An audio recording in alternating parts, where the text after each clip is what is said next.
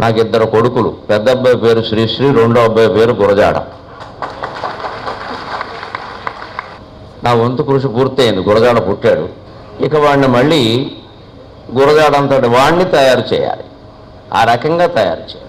మన దేశంలో మన దేశీయుల భావాల్లో ఒక పెద్ద బలహీనత ఏమిటంటే పోయిన వాళ్ళు మళ్ళీ పుట్టాలని కోరుకుంటాం తప్ప మనం వాళ్ళలా తయారవ్వాలని మనం ప్రయత్నం చెయ్యం.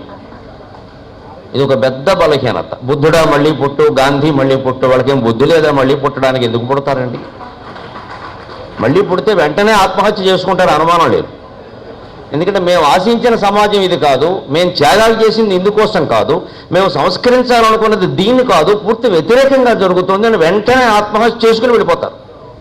ఓ గాంధీ కానీ, ఓ బుద్ధుడు కానీ, ఓ అశోకుడు కానీ, ఓ గురజాడ కానీ ఎవరు మళ్ళీ పుట్టినా సరే, పుట్టిన వాళ్ళం మనమే ఉండలేకపోతున్నాం ఈ సమాజంలో, మళ్ళీ పుట్టి వాళ్ళు ఎలా ఉంటారండి? సాధ్యం కాదు.